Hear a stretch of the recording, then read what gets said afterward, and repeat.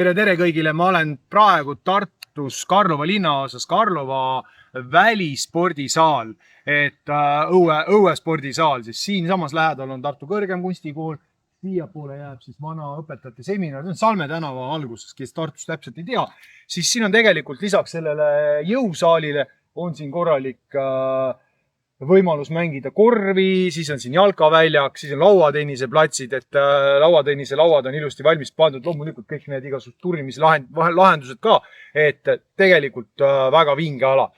Siin need masinad me vaatasime üle, siin on järjest 5 masinat, tagumine on siis selline universaalkonstruktsioon, kus on alaselg, kõht ja võimalik rööbaspuud teha, aga vaatame praegu üks hästi huvitav harjutus, huvitav masin, kükid, väljaasted saab sellise masinaga ära teha.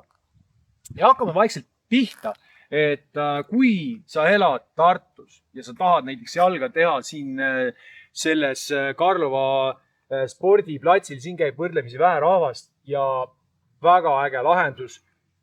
Tavaline jalalihase baasharjutus, kükid, leiad selle õige asendi, sa liigud alla, päris sügavale minna ja tagasi üles. Alla ja üles. Reenelipea tagaosa, tuharaosa, kõik on ilusti töös.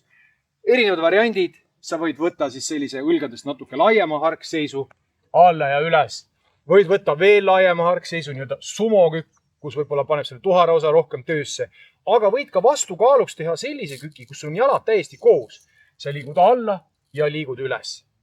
Erinevad seeriad, samamoodi nagu ma olen välja toonud ka kerge raskusega, siin on muide võimalik panna päris suur raskus peale, aga kerge raskusega, kui sa tahad sellist üldfüüsilist vastupidavustrenni teha, siis 1, 2, 3 ja üles.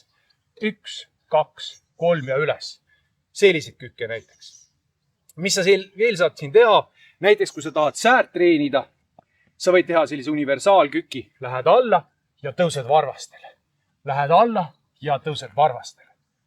Ja võid ka lihtsalt tõusta varvastele. Selline liikumine. Varvastele tõusmisel säärele on palju variante. Sa võid panna varbad kokku. See mõjutab siis sääre väliskülge rohkem. Selline liikumine. Ja võid ka panna kannad kokku. Selline liikumine. See on siis rohkem sääre siseküljele. Loomulikult väljaasted vaatame ka üle. Üks jalg on ees, teine on taga. See liigud alla, tagumise, ütleme siis jala, põlv on õlaga ühel joonel ja tagasi üles. Alla ja üles. Alla ja üles. Teed ühele jalale 10-15 kordust ära, teisele jalale. Alla ja üles. Ja samamoodi, kui seda vastupidavust, sa võid teha sellise seeria. 1, 2, 3 ja üles. 1, 2, 3 ja üles. Mänguruumi on päris palju. Ma usun, et kõik need, kes ei ole käinud rühmatreenides, näiteks bodypumpis, siis siin praegusest videost sa said palju parema ülevaate kõikidest võimalustest, et loomulikult me ei ole siia täna pannud siis neid maksimumraskuseid.